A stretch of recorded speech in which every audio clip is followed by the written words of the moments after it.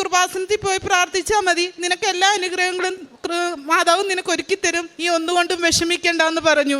ഞാൻ ലാസ്റ്റ് എന്നോട് ഡോക്ടറിൻ്റെ ഓപ്ഷൻ പറഞ്ഞത് IVF ആണ്. ഞാൻ പറഞ്ഞു എനിക്ക് IVF ചെയ്യാൻ ഞങ്ങൾക്ക് രണ്ടുപേർക്കും താല്പര്യമില്ല, ഇനി ഞാൻ അതൊരിക്കലും ഞാൻ ചെയ്യുകയില്ല, മാതാവ് എനിക്ക് തരുവാണേ അല്ലെങ്കിൽ എനിക്ക് വേണ്ട. ഇനി പേര് സുനിത വർഗീസ്, ഞാൻ തിരുവല്ലയിൽ നിന്ന് വരുന്നു. എനിക്ക് കൃപാസനത്തിൽ നിന്ന് ലഭിച്ച കുഞ്ഞാണിത്. ഞാനാണെങ്കിൽ 8 വർഷം ട്രീറ്റ്മെൻറ്റിലായിരുന്നു. 9ാം വർഷം, എനിക്ക് 9 വർഷം കഴിഞ്ഞു ഈ കുഞ്ഞ് ലഭിച്ചിട്ടിപ്പോൾ. ഞങ്ങളുടെ കല്യാണം കഴിഞ്ഞിട്ടിപ്പോൾ 9.5 വർഷമായി. ഞാനാണ് ഈ കൃപാസനത്തിൽ ഞാൻ 4 പ്രാവശ്യം വന്നിട്ടുണ്ട്. 4 പ്രാവശ്യം വന്നപ്പോഴും ഞാൻ പ്രാർത്ഥിച്ചിട്ട് പോകുമായിരുന്നു. 2024 ഫെബ്രുവരി 12-ാം തീയതി ഞാനിവിടെ നിന്ന് ഉടമ്പടി എടുത്തിട്ട് പോയി. ഞാൻ അന്ന് 1 മാസം പ്രഗ്നൻ്റ് ആയിരുന്നു. അതിനു മുമ്പെയാണ് ഞാനാണ് 2023 ഫെബ്രുവരി 12-ാം തീയതി ഞാനിവിടെ വന്നായിരുന്നു. വന്നിട്ട് ഞാനാണ് ഇവിടെ നിന്ന് പ്രാർത്ഥിച്ച് ഒത്തിരി കരഞ്ഞിട്ട് പോയി. എനിക്ക് ഇനിയും കൃപാസനത്തിൽ വരുവാണെങ്കിൽ ഒരു കുഞ്ഞിനെ തന്നിട്ടേ ഞാൻ മതിയാവൂ, എനിക്ക് കുഞ്ഞിനെ തരണം എന്ന് ഞാൻ പ്രാർത്ഥിച്ചിട്ടാണ് പോയത്. എനിക്കിനി ആരുടെയും ഒന്നും കേൾക്കാൻ പറ്റില്ല എന്ന് ഞാൻ പ്രാർത്ഥിച്ചു. അങ്ങനെ ഞാൻ മുംബൈയിൽ വർക്ക് ചെയ്യുന്നു. ഞാൻ സ്റ്റാഫ് നേഴ്സാണ്. ഞങ്ങൾ രണ്ടുപേരും ഇവിടെ കൃപാസനത്തിൽ ഞങ്ങൾ ഉടമ്പടി എടുക്കുന്നതിന് മുന്നേ ക്യാൻഡിൽ പ്രയർ ഞാൻ ചൊല്ലുമായിരുന്നു. രാവിലെ 5:30-ക്കും വൈകിട്ട് 7 മണിക്കും ചൊല്ലുമായിരുന്നു. ഞാൻ നൈറ്റ് ഡ്യൂട്ടിക്ക് പോകുമ്പോൾ എൻ്റെ ഹസ്ബൻഡാണ് പ്രയർ ചൊല്ലുന്നത്.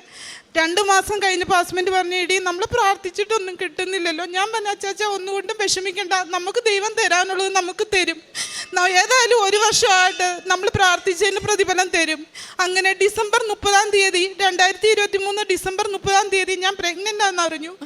ഞാൻ ഓൾറെഡി പോസ്റ്റ് BSc ചെയ്യാൻ ആഗ്രഹിച്ചായിരുന്നു. പ്രഗ്നൻ്റ് ഇങ്ങനെ ആകുന്നതിൻ്റെ പ്രയാസത്തിൽ ഞാനിങ്ങനെ മാറ്റി വെച്ചുകൊണ്ടിരുന്നു.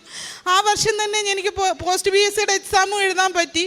ഞാൻ ഫസ്റ്റ് ഇയർ പോസ്റ്റ് BSc എക്സാമും എഴുതി. ഞാൻ ഫസ്റ്റ് ക്ലാസ് മാർക്കോടുകൂടി പാസ്സായി. ഇനി സെക്കൻഡ് ഇയറിൽ ഞാൻ അടുത്തത് അറ്റൻഡ് ചെയ്യാൻ പോവുകയാണ്. ഞങ്ങൾക്ക് ഏറ്റവും ലഭിച്ച കൃപയെന്ന് പറഞ്ഞാൽ ഈ കുഞ്ഞിനെയാണ്. ഞാൻ എൻ്റെ അനിയത്തി വഴിയാണ് ഞാൻ ഈ കൃപാസനത്തിൽ വന്നത്. അവൾ വന്ന് പറഞ്ഞു, ഇടി നീ കൃപാസനത്തിൽ പോയി പ്രാർത്ഥിച്ചാൽ മതി, നിനക്ക് എല്ലാ അനുഗ്രഹങ്ങളും മാതാവ് നിനക്ക് ഒരുക്കിത്തരും, നീ ഒന്നുകൊണ്ടും വിഷമിക്കേണ്ടെന്ന് പറഞ്ഞു. ഞാൻ ലാസ്റ്റ് എന്നോട് ഡോക്ടറിൻ്റെ ഓപ്ഷൻ പറഞ്ഞത് IVF ആണ്. ഞാൻ പറഞ്ഞു എനിക്ക് IVF ചെയ്യാൻ ഞങ്ങൾക്ക് രണ്ടുപേർക്കും താല്പര്യമില്ല, ഇനി ഞാൻ അതൊരിക്കലും ഞാൻ ചെയ്യുകയില്ല, മാതാവ് എനിക്ക് തരുവാണേ അല്ലെങ്കിൽ എനിക്ക് വേണ്ട, ഇനി ഞാൻ ഇതിനോട് പ്രതീക്ഷിക്കുന്നത്. അങ്ങനെ എനിക്ക് മാതാവ് തന്ന കുഞ്ഞാണിത്. എനിക്കൊരു ആൺകുഞ്ഞാണ്. ഇവൻ്റെ പേര് എഡ്വിൻ വർഗീസ് ജോൺ എന്നാണ്. ഇപ്പം ഇന്ന് 58 ദിവസമായി, 1.5 മാസം കഴിഞ്ഞ് എൻ്റെ കുഞ്ഞ് കിട്ടിയിട്ട് എൻ്റെ കയ്യിൽ. 1000 നന്ദി ഞാൻ എൻ്റെ മാതാവിനോടും തിരുക്കുമാരനോടും നന്ദി പറയുന്നു.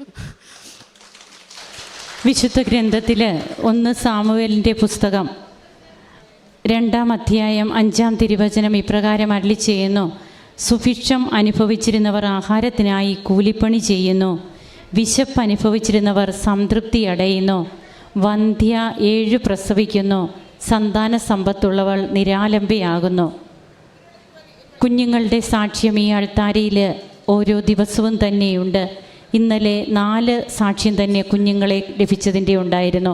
അപ്പോൾ നമുക്ക് മനസ്സിലാക്കുവാൻ കഴിയുന്നത് എങ്ങനെയാണ് പരിശുദ്ധ അമ്മ വർഷങ്ങളായിട്ടുള്ള കണ്ണുനീരിന് പ്രതിഫലം നമുക്ക് നൽകുക. ഇവിടെ ഹന്നായുടെ കീർത്തനമാണ് നാം കേട്ടത് തിരുവചനങ്ങളിലൂടെ. ഹന്നായ്ക്ക് മക്കളില്ലായിരുന്നു, സപത്നി അവളെ വേദനിപ്പിക്കുമായിരുന്നു. ഇതൊക്കെ തിരുവചനത്തിൽ തന്നെ ഉള്ളതാണ്. അങ്ങനെയാണ് ഹന്ന കർത്താവിൻ്റെ ആലയത്തിൽ പ്രാർത്ഥിക്കുന്നത്. അവൾ പ്രാർത്ഥിക്കുമ്പോൾ ഏലി പുരോഹിതൻ അവളോട് ചോദിക്കുന്നുണ്ട്, മത്ത് പിടിച്ച് ഉന്മത്തയായവളെ പോലെ നീ എന്താണ് പുലമ്പിക്കൊണ്ടിരിക്കുന്നത്? അവൾ മദ്യം കഴിച്ചു എന്നാണ് പുരോഹിതൻ ചിന്തിച്ചത്. എന്നാൽ അവൾ പറയുന്നുണ്ട്, ഞാൻ ഒരു മദ്യമൊന്നും കഴിച്ച വ്യക്തിയല്ല, കർത്താവിൻ്റെ മുമ്പിൽ എൻ്റെ ഹൃദയ വികാരങ്ങൾ ഞാൻ പകരുകയാണെന്ന്. അപ്പോൾ ഏലി പുരോഹിതൻ അവളെ അനുഗ്രഹിച്ച് പറഞ്ഞു വിടുന്നുണ്ട്, സമാധാനമായി പോവുക, ഇസ്രായേലിൻ്റെ ദൈവം നിൻ്റെ പ്രാർത്ഥന സാധിച്ചു തരട്ടെ എന്ന്. ഇവിടെ വന്ന് അമ്മയുടെ തിരുനടയിൽ നിന്ന് കരഞ്ഞ് പ്രാർത്ഥിച്ചിട്ട് പോയി എന്ന് പറയുന്നു.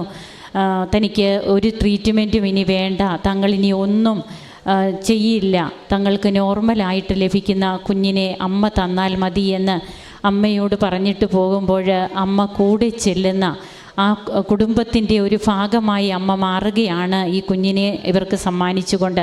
അങ്ങനെ തങ്ങളുടെ കുഞ്ഞുമായിട്ട് ഈ മക്കൾ ഇവിടെ വന്നെന്ന് സാക്ഷ്യപ്പെടുത്തുമ്പോൾ ദൈവം ഇനിയും ഇങ്ങനെയുള്ള ഒത്തിരി ദമ്പതിമാരെ അനുഗ്രഹിക്കട്ടെ എന്ന് നമുക്ക് പ്രാർത്ഥിക്കാം.